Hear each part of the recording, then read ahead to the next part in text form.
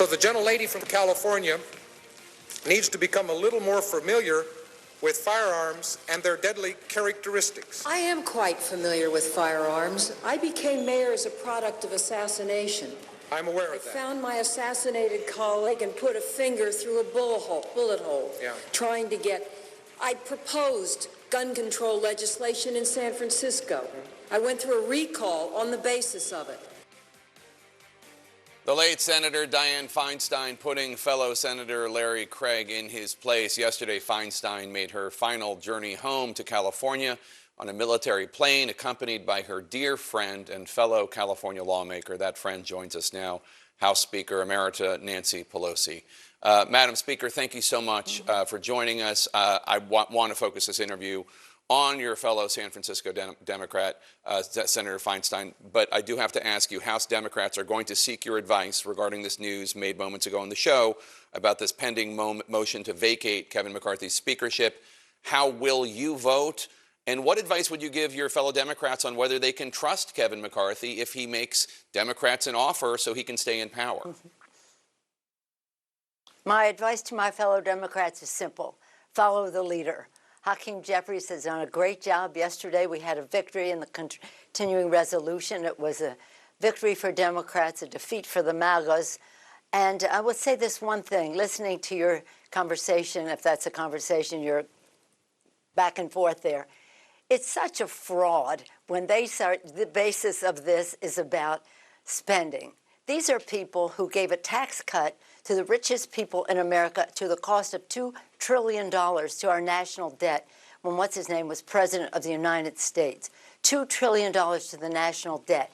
And that was to give 83% of the benefits to the top 1%.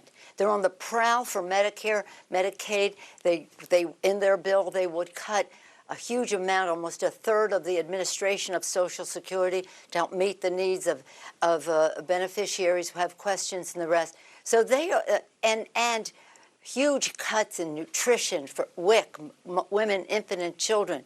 It's not about the budget. It's about a values debate. And you're wasting your time on that guy because he has no sway in the House of Representatives, except to get on TV and to raise money on the internet. But anyway, forgetting that, so I'm talking about a serious legislator. Let's talk about that. So my advice, follow the leader. Let's talk about her, because yesterday you accompanied Senator Dianne Feinstein on her final journey home to San Francisco aboard the military plane. It must have been a difficult journey. What was going through your mind during the flight?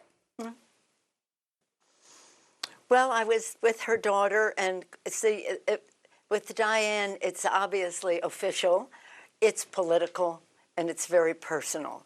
This is a woman who she left on her own terms. You saw how she answered Larry Craig, but she did that any number of times when colleagues or others tried to minimize her standing on an issue.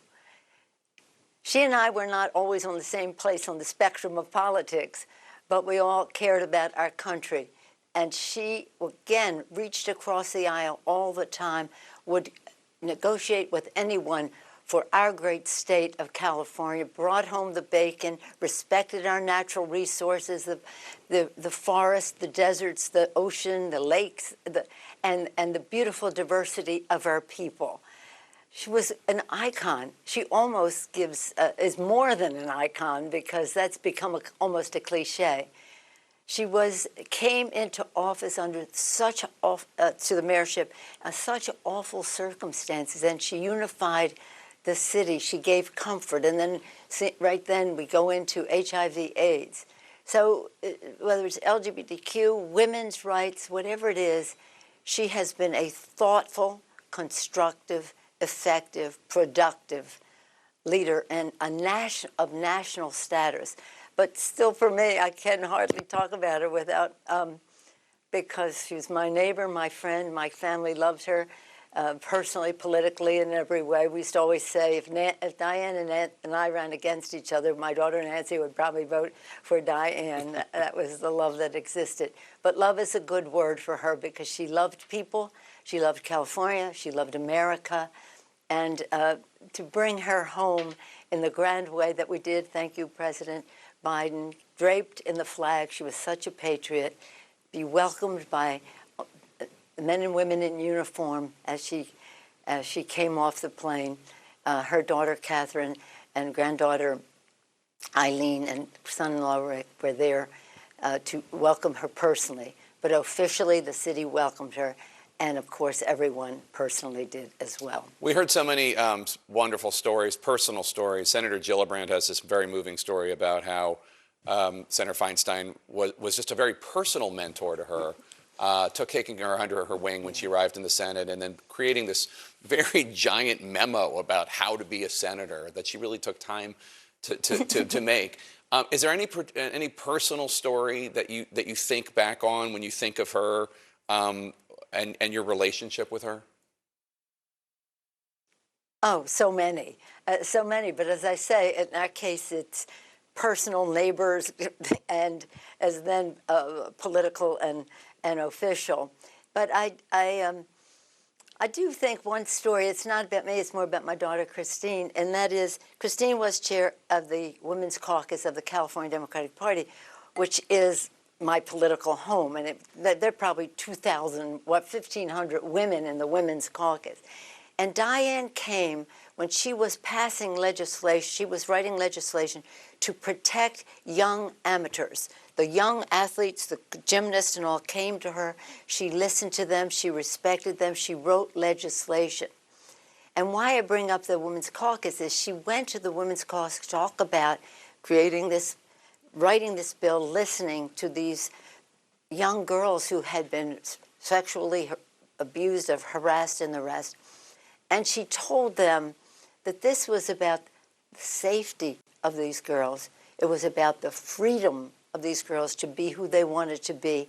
And it was about the choice of them to, again, be the mistresses of their fate in terms of their reproductive freedom.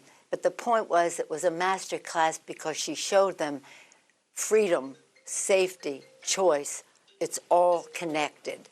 It's all connected. It was a master class. Now, the Women's Caucus of the California Democratic Party is not the most moderate group.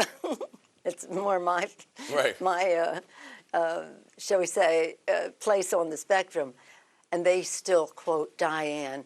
And Christine was very proud of that because she taught. She respected views. She taught. She always felt a responsibility to mentor.